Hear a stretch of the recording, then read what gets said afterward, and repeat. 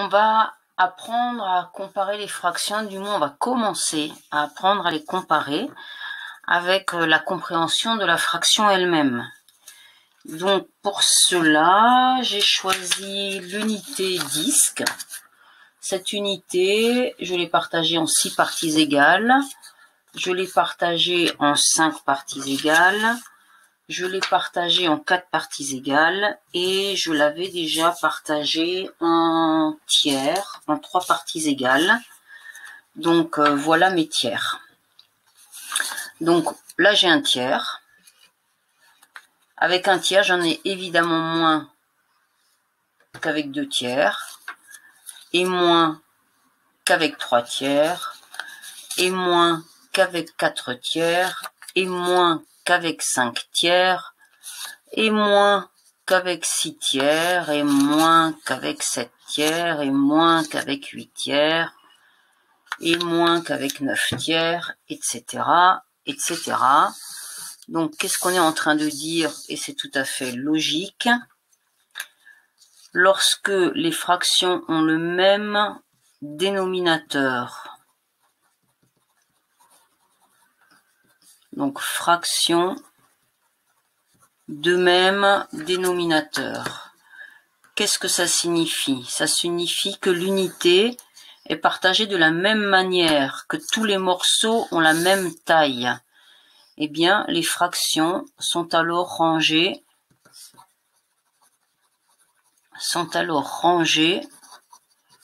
dans le même ordre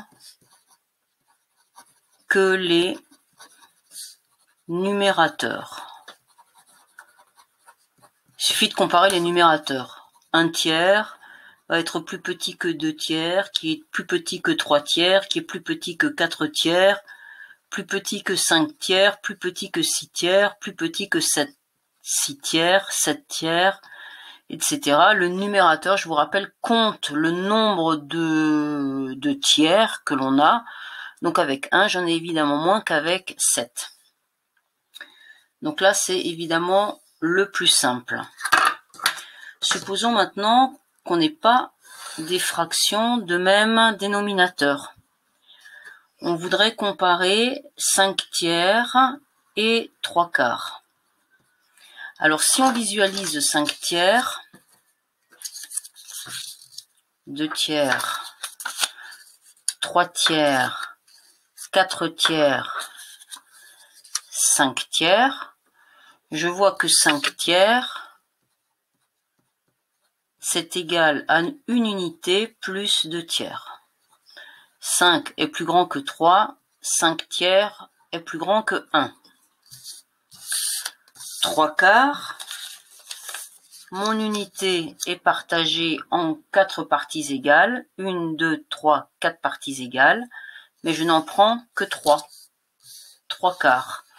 Donc 3 quarts est plus petit que 1, parce que 3 est plus petit que 4. Donc il est évident que 3 quarts est plus petit que 5 tiers. Donc c'est quelque chose qu'il ne faut pas oublier de faire parce que c'est tellement simple, c'est comparer avec 1. Si jamais il y en a une qui est plus petite que 1 et l'autre plus grande que 1, et c'est immédiat, on n'a aucun calcul à faire, ça se voit en comparant numérateur et dénominateur, la comparaison des deux fractions est faite, sans aucune difficulté. Supposons maintenant que l'on veuille comparer 11 quarts avec 10 sixièmes.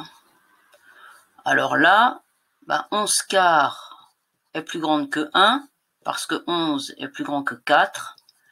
10 sixièmes est plus grand que 1 aussi, parce que 10 est plus grand que 6. Alors comment on va faire? Alors 11 quarts, on va essayer de se le visualiser. Donc 11 quarts, là j'ai 4 quarts.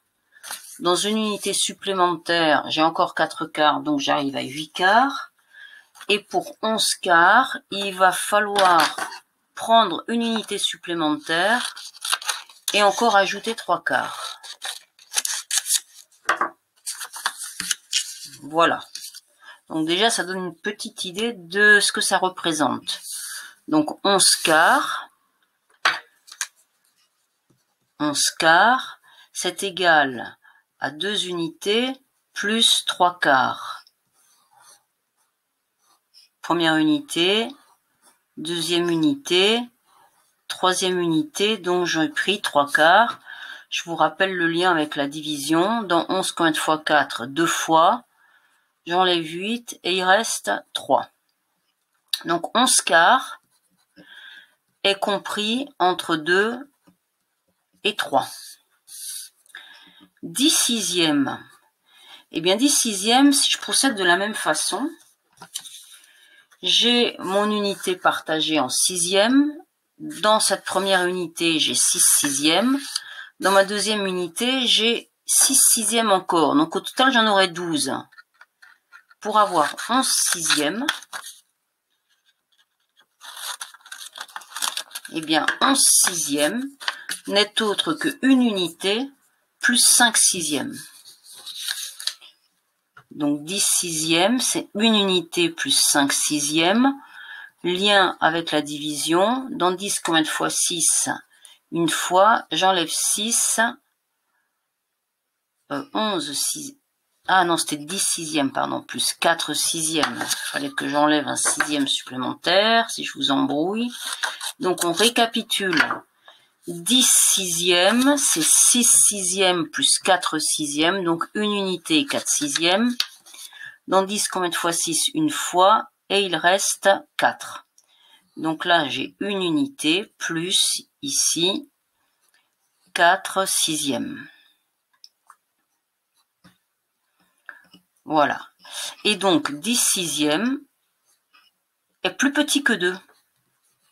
Alors que 11 quarts était plus grand que 2. Donc là, ce qui a été utile, c'est finalement de comparer les parties entières. Comparer les parties entières des fractions.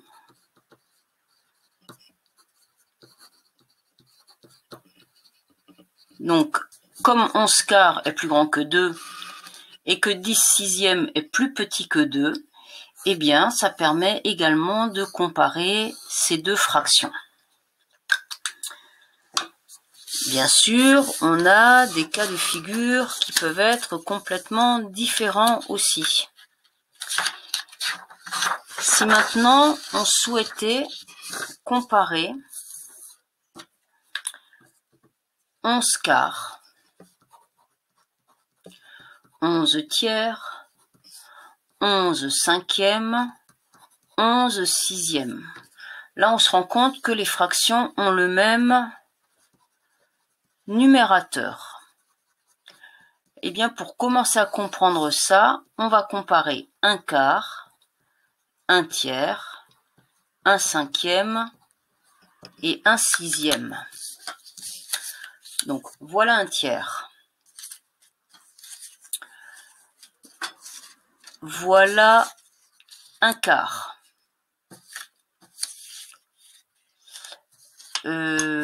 J'avais un sixième. Je vais découper un cinquième.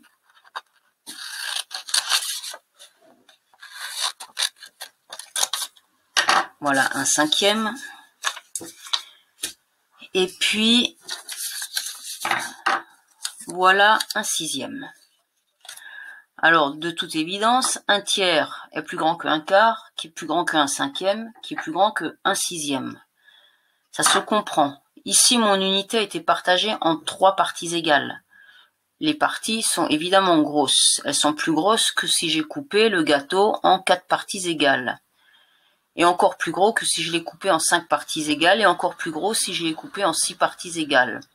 Autrement dit, vous avez un gâteau, le même gâteau. Vous êtes 3 invités, vous aurez des plus grosses parts que si vous êtes 6 invités. À 3 invités, vous aurez une plus grosse part que si vous êtes 4 invités. Donc en gros, lorsque les fractions ont le même numérateur, elles sont rangées dans l'ordre contraire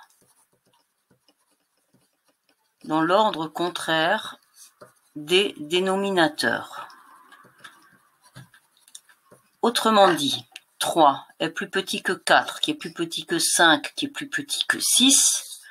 Par conséquent, un tiers va être plus grand qu'un quart, va être plus grand qu'un cinquième, va être plus grand qu'un sixième.